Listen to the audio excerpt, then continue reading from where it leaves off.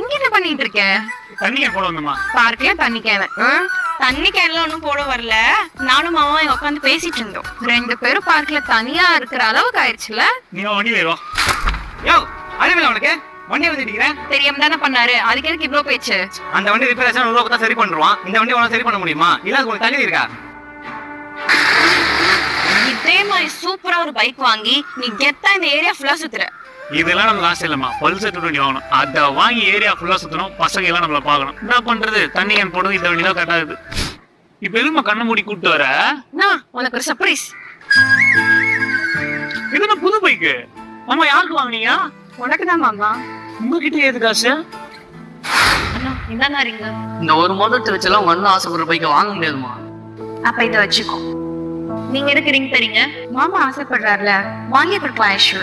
இது இருந்தாதான் வாங்க முடியும். சரி.